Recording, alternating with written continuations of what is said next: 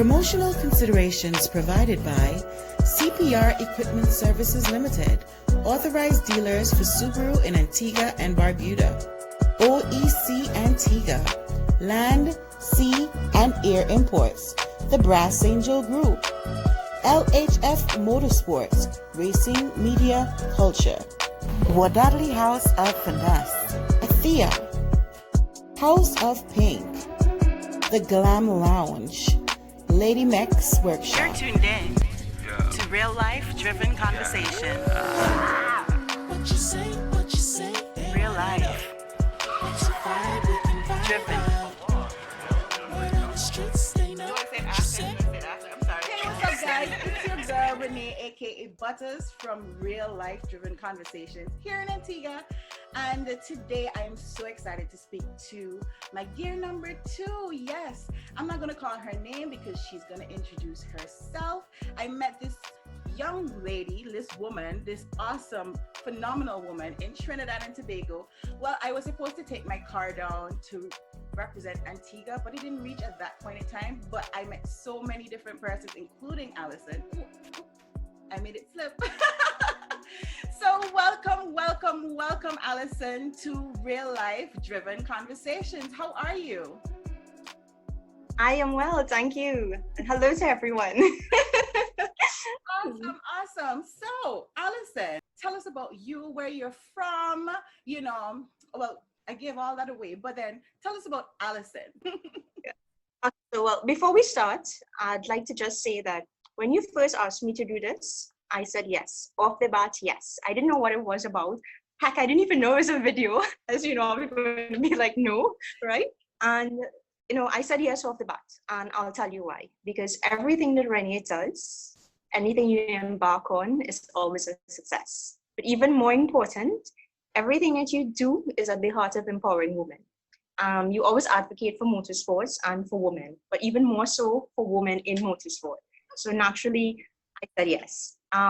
Because it's something I feel like I don't do enough of, like I should be doing more of. So normally when people ask, I jump on board. So first of all, thank you, and thank you for having me. Well, thank you, Allison. Thank you. Thank you. Getting ready. All right. Thank you. Oh, God. All right. So you're wondering, who is Allison? Yes. Renée, to be honest, I am your everyday girl next door. I do everything that you do, everything that everyone else does. However, I just happen to love racing. Love racing. So, I mean, you gave it away, right? I'm Allison. I'm a drag racer. And I race here in Trinidad and Tobago. I race you see, we've been talking too much about Hondas. I almost had a Honda. I swear I almost had a Honda. Okay, guys. I race a Mitsubishi Evo 9 and I represent the street car class. As in I race full heavyweight street car. So it's not a race car, it's a street car, right? How did I get into motorsport? Actually, I feel like I've told this story so many times that I always have to think of ways to say it differently. And, it always ends up just being the same thing. So let's try this. When I met my husband, I was in my late teens and we didn't grow up together, but we just happened to live on the same street.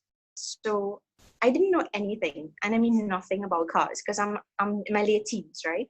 So I knew nothing about cars or racing. But what I did know, Renée, was the sound of his car. Yes, this sounds like some sort of soap opera, right?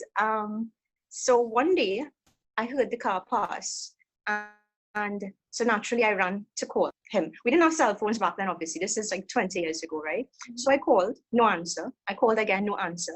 I called a third time. His father answered and said he wasn't home. Right. I called about a fourth and a fifth, and I guess by now the father knew, hey, this is a girl calling. So he just didn't answer. So fast forward into the nighttime now, and he finally gets back to me. My husband, that is, right? He finally calls, and so naturally I'm like, well, where were you all day? Like, which girl were you with all day? So yes, I kid you not. And all this was from the sound of the car, right? So mind you, it was a 96 Honda Civic Coupe. And So when he mentioned where he was, Wallerfield, now naturally I need to see who is this Wallerfield, who is this girl, right? Right. So one day he took me, and I'll tell you, this girl Wallerfield was horrific. I mean, what was there to love, right? It's the hot sun, a bunch of men just revving their engines, and you know, there was nothing about it I liked.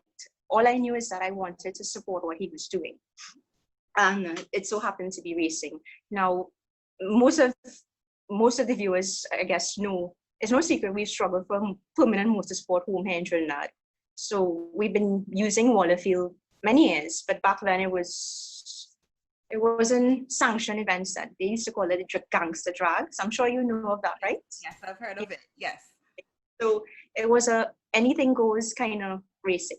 So anyway, he was a new kid on the block, and he'd park at the very end of the track, very end. And when someone wanted to race him, they'd come down, call him out, and he'd go up. Right. And my would leave me at the end of the track. Again, so I want to reiterate, it wasn't a sanctioned event, there was no structure organizations here, so anything went. So yes, I stood at the track. And sometimes races would go into the night or late evening, so it'd be dark. One day it was, I guess, supposed too dark for him to leave me, and I sat in on the race. My God, if he knew that was the moment in which this monster would have been created. So I sat in on the races with him, and Renée, I felt everything he felt, all the adrenaline, and even more than him, I think I was suffering from anxiety from that very age, because I'd be looking back if someone was gaining on us and be like stomping the ground like faster, faster. And, it was a feeling of helplessness because I couldn't jump on his lap and drive for him. And I felt that in that moment, hey, I could do better, And yeah, I don't know, somewhere there, then and there, I fell in love. And I wanted to get in on the action. And naturally, I wanted to be just like him because he builds, he tunes, he does everything for himself. Right. And, that was a big feat, I guess, some 20 years back, right? And doing what he did with the Honda Civic was a big feat as well back then. I mean, I know we have people in sevens now, right? Yes. But I wanted to be him. That was my idol, I always say people look up to Senna, and I suppose for us racers or women, we should look up to Maldoni, and surely that is. But for me, it was him. I wanted to be him. I wanted a Honda Civic. And Kill Me Dead, no, I knew nothing about racing, but I was learning as time went by. And Kill Me Dead, I knew, listen, your car is a heavyweight. Your car is just too heavy. I'm going to get a EG was I think the lighter one, but I love the look of the EK. And so I wanted a hatchback EK, silver. I wanted a B18C like him. I was like, I want T3, T4. Back then, a perfect date for me would be like, take me into the bamboo. I'm going to get a B18C, So I wanted to be him. And so much so that was the plan. I wanted a Civic. I wanted to get into racing. Right. Folks, here I am. Many years ago, I still don't have a Civic, and I still didn't run 10 seconds. But you're still actively involved in a sport that you love. I mean, every event I see them having in Trinidad, there is that red evolution on the track.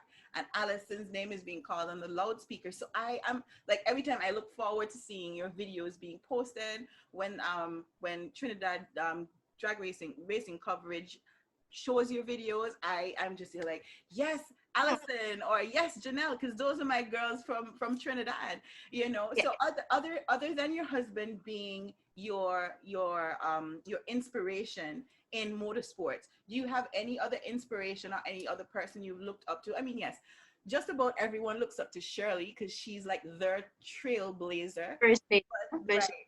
So are there any other persons that you look up to with regards to motorsports? Well, the funny thing is, and you already interviewed her and had her on your first lap, or first scare, is it? And Lisa Kubo. Right. So back in the day, obviously, my husband was new to this whole racing thing. So, like all of us, he'd have the Super Street, Import Tuner, Turbo, Drag International. I can't remember. But anyway, there was this cover with Lisa Kugel on it. And I went bazooka. I couldn't believe. And now, remember, we didn't have internet back then and cable. And so, I mean, we didn't know of these things. So when I saw it, I was like, what the hell? You know, like woman race at that magnitude. And I remember showing it to him. And because it was a Honda one, it was a woman. And he just dismissed me. Oh my God. It was, yeah, because I guess he was trying to get his feet wet. And now this thing, and like, you know, what does she know? What does she want to get into? You know, so, but I remember reading and, you know, without him knowing, just taking up the magazines and reading. And I would be like, you know, anything I heard, I would come home and be like, oh, you heard Lisa Cooper did this, or you heard, I like, do you know that Honda's coming D16?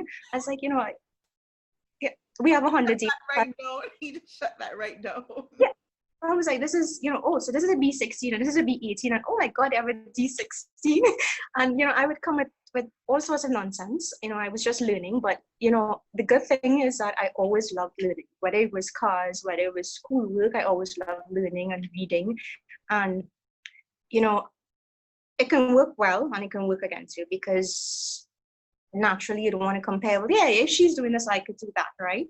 But, you know, I'll tell you something, all of that, or I used to give him so much smack talk back in the day that I wanted to come out in a 10 seconds Honda. And Renée, it took years for me to get where I am. It wasn't overnight, and I certainly didn't come out how I thought I was. So it was a humbling lesson, one, and two, it shows that it really takes hard work and time and, hey, money. Yeah, a lot of that, because that kind of segues everything into my next question. What are some of the challenges that you face since you took your first car out on the track to now? What are some of the challenges that you face, not necessarily as a woman, but I mean, tell the people like some of the things that you had to go through, because persons have the misconception that, you know, drag racing is just people just wanting to drive fast. That's it, you know.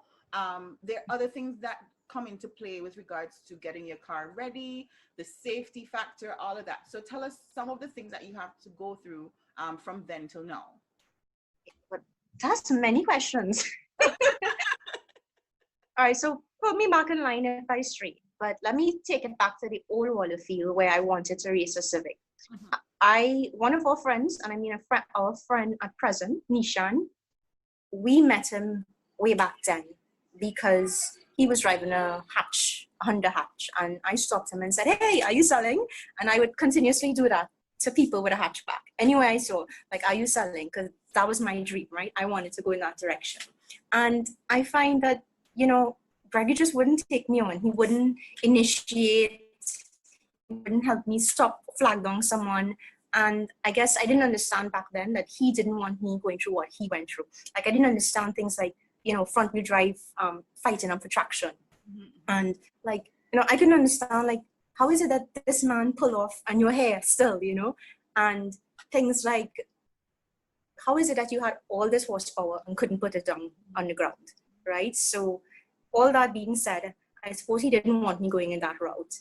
And I guess what he didn't know, I didn't know, is that it would work in his favor later on, because back then, and you know, all of you, you've been here, there are no buildings shield the sound.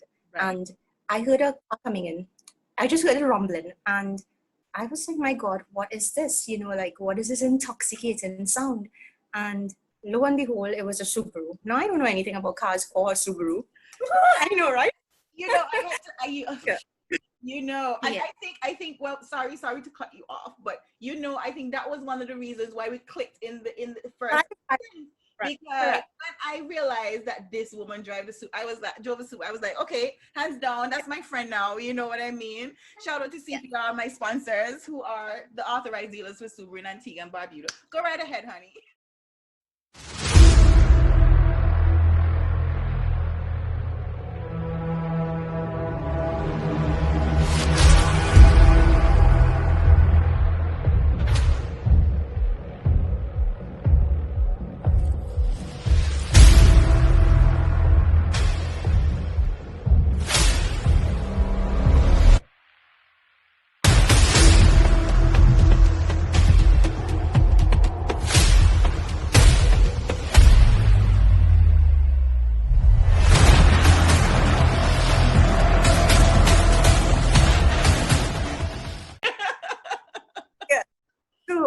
And I can't remember the particular year, but again, the struggles we've had with having a permanent home.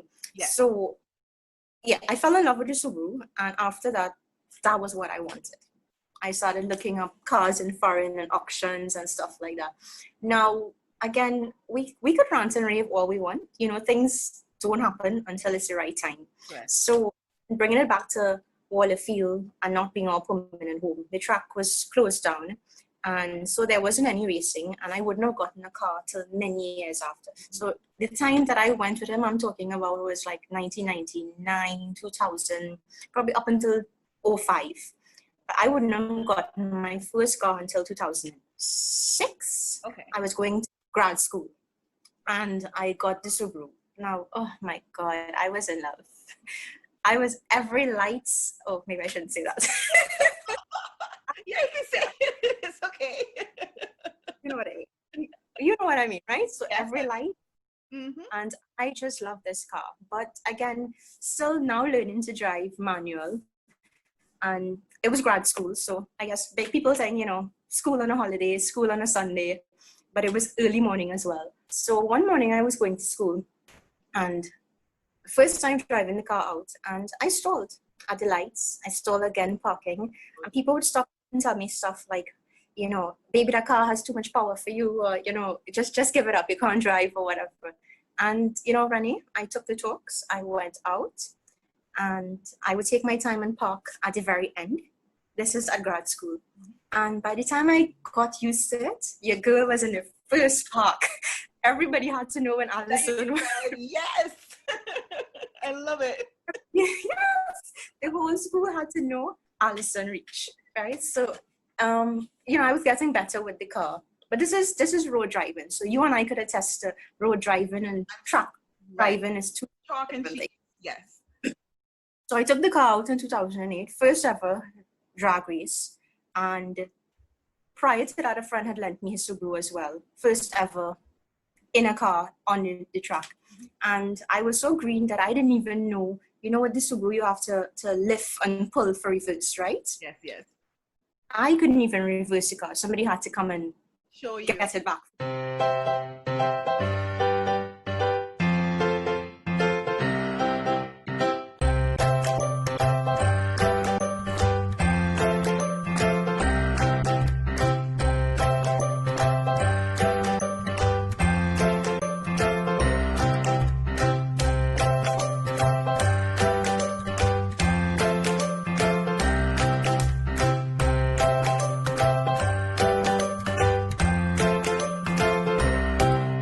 The very, very first drag race, 1573.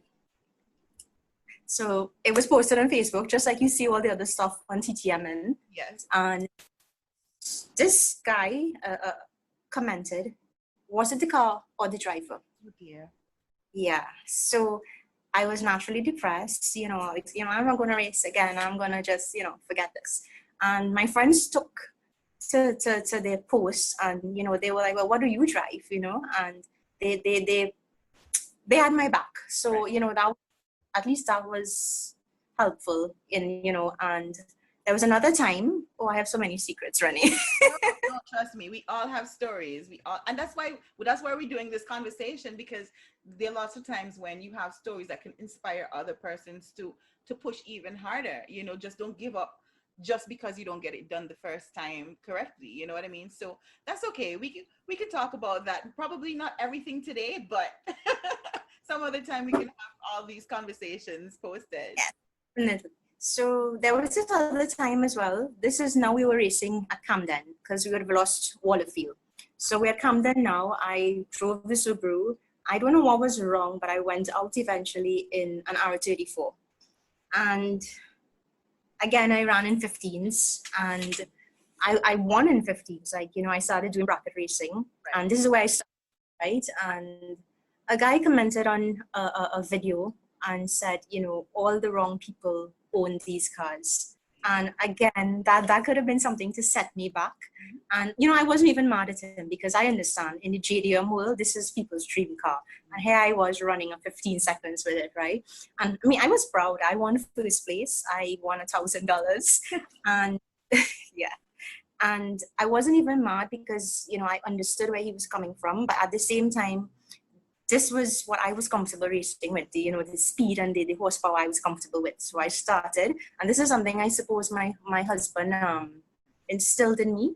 He wanted me to start from the bottom. So I have raced in 16, 15, 14, 13, 12, all the way from the bottom up. I've won in each bracket. I've won individual races. I've won championships, which we'll get at later on. But the point I'm making is I started at the bottom, and there were times when people could have set me back. Right. And, you know, I didn't let it set me back.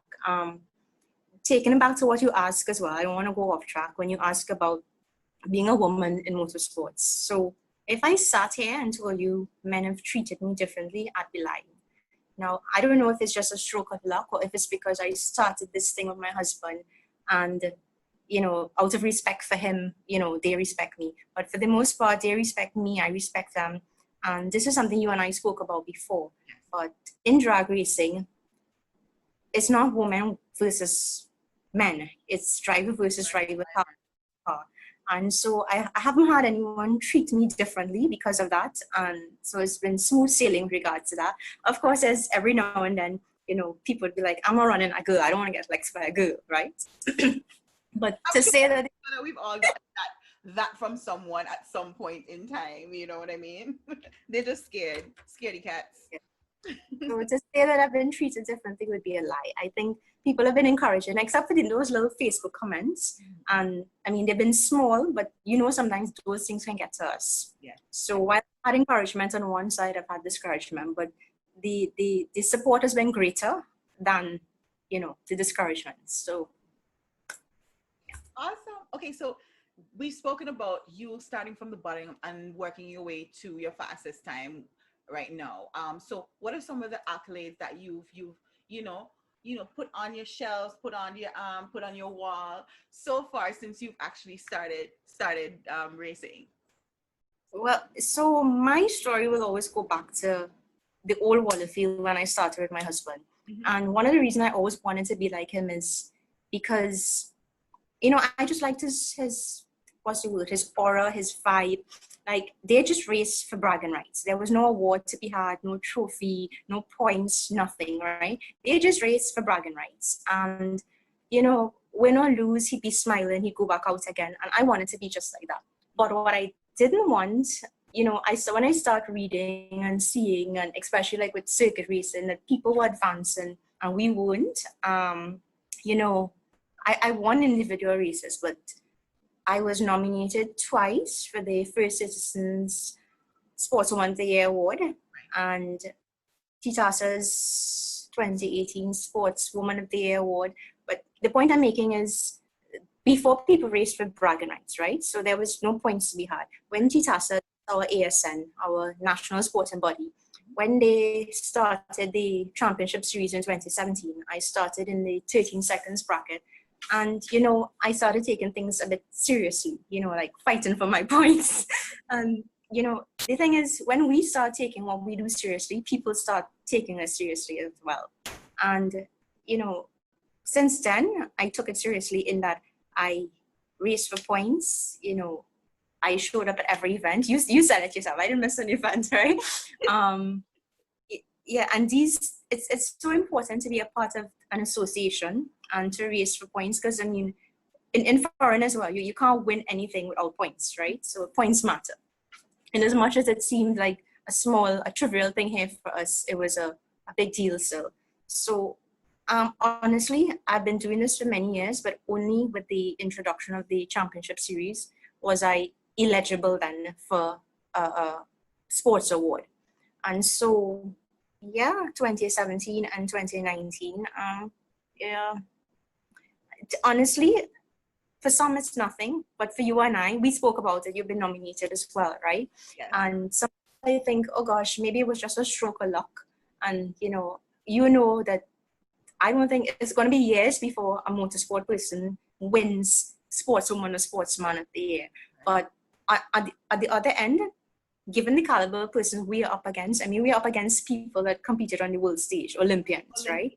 And world athletics and all of these other things, you know, in FIA events. You know what I Yeah. mean? So when I look at it in that aspect, it's something I'm extremely proud of. And again, given where I started, going with my husband and stuff, and just bragging rights nonsense, and not having anything to show for it. And I'm sure at times my friends or family thought, hey, what's this nonsense this girl is doing, And it's nice now to show I have something for it. I wasn't just blowing smoke. I love it. So how is Trinidad the only place that you've raced your car? Actually, no, I've been to Grenada as well. I would have loved to have been to Antigua. And I suppose, we work with what we have here, the limitations.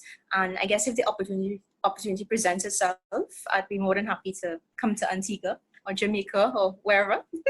Well, we'll work that out, because I'm right now, I'm in a position where we can try and probably make things happen. So yes, as soon as we can, we will. And of course, we have to wait until this pandemic blows over. And that kind of segues into my other question about this pandemic and how has that affected motorsports in Trinidad and Tobago. Have you guys opened the track? How are people taking it? What's the news on the ground with regards to motorsports in Trinidad and Tobago now that we are in this pandemic?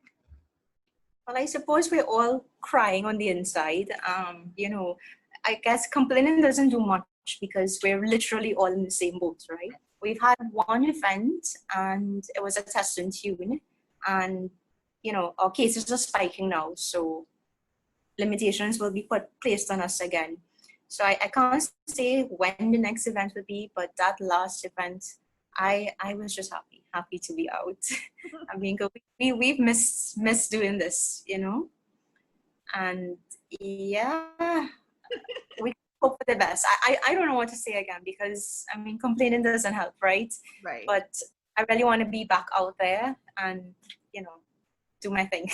We all do, and we've been in the same boat here too, where we just opened for a test and tune because persons had used that time where they were home to actually put modifications on their cars, that kind of stuff. So I think that at that point, as an association, we just needed to get our racers back out just to test and tune, because of course you don't want to encourage them to race on the roads for tuning purposes, you know what I mean? And then some persons won't be able to afford the to go on a dyno, so using the track would be the best bet, you know what I mean? So I'm just happy that we got persons out to blow off some steam. Yeah. This helps because you're bringing racing content to us at home, right? So it helps. Yes, awesome. All right, so we've spoken about Allison in drag racing. Is there anything else that you love doing, Allison? Well, now that you asked, it sounds so sad. Because no, nothing. I love racing. I mean, I'm your everyday girl next door. I hang out, go to work, go to church, hang with my friends, family, go to the movies. But no, racing is my life. I mean, hello.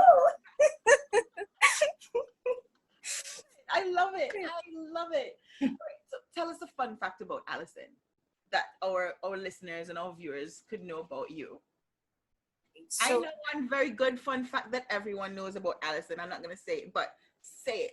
If you don't know number one, then you don't know Allison. I think everybody everywhere knows I love KFC. Like, I love KFC. You remember our last call? I had KFC to show you. So I was telling my colleague, look, as soon as I talk to Allison is Miss KFC. And as soon as my lady take up the box and was like, ta-da! I love it. I eat KFC every day and not get tired. So, yeah. And you don't get I smell KFC and I put on like 5 pounds. Like, how does this let's not go there. Okay, another thing about me that you don't know is I feel like though, I am always cold, like always cold. And So I'm always with a scarf, a cardigan, a jacket, anything. I mean, even in the hot sun and drags, I'm sure you've seen pictures of me with a scarf. I'm always cold. Yes. I was wondering what was happening. Like, I want to strip down to probably a bikini, and Allison has a scarf around her neck. I'm like, this makes no sense. Who is this dummy? So I am seldom without a scarf. And to bring another fun fact, because I'm always cold, food and drinks are never hot enough for me. Like, if I order a coffee at the restaurant, I'd be like, could I have it heated or could I have it extra hot? Yeah.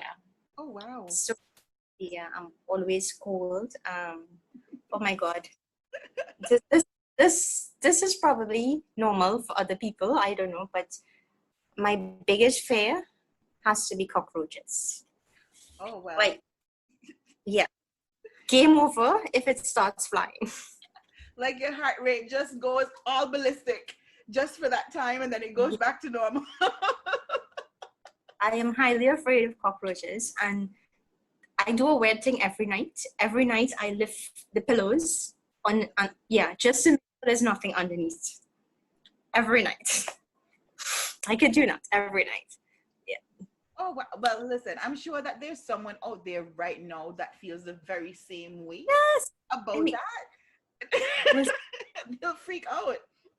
Yes, I'm sure there are people out there that once this road starts opening his wings, yeah. It's over. It's over. Yeah. Kaput. All right, let me get you one last fun fact. I suppose it's not so fun, but I mentioned I'm always cold, so I'm a coffee addict.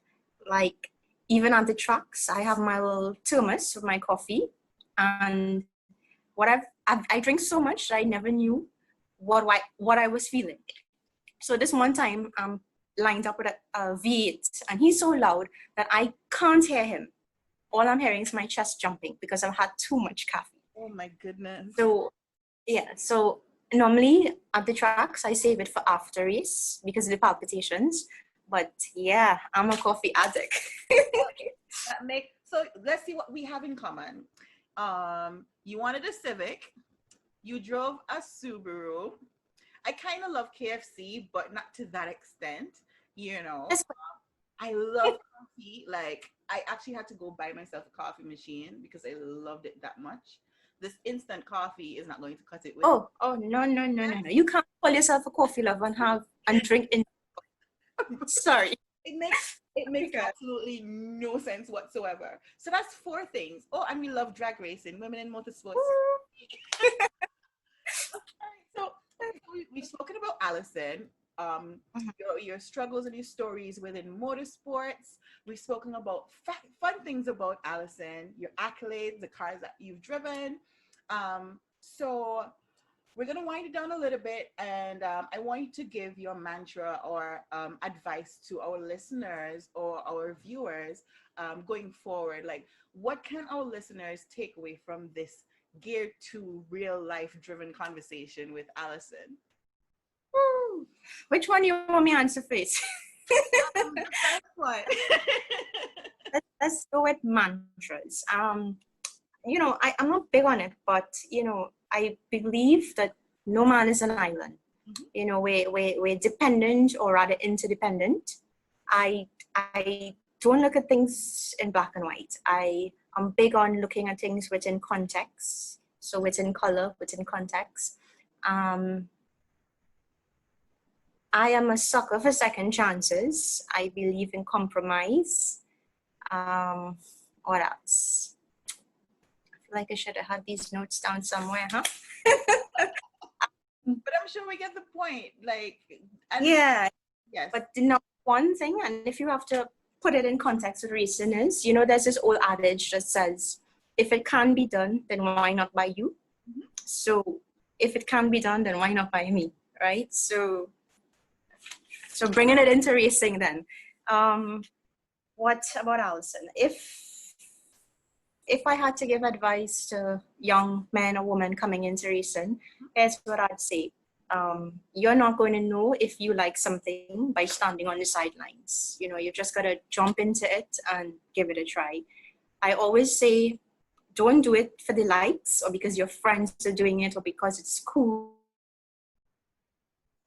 You know, do it because you genuinely love it.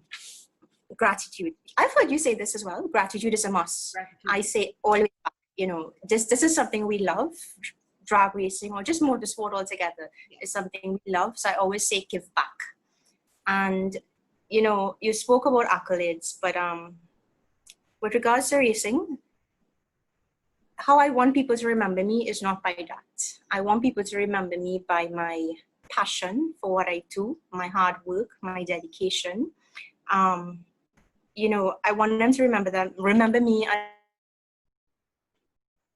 as a girl that didn't give up. You know, I'm no fluke. You know, race after race, loss after loss, Renée, I came back. You know, I am here today because I came back. So if you want to remember me by anything, remember me that, you know, I came back.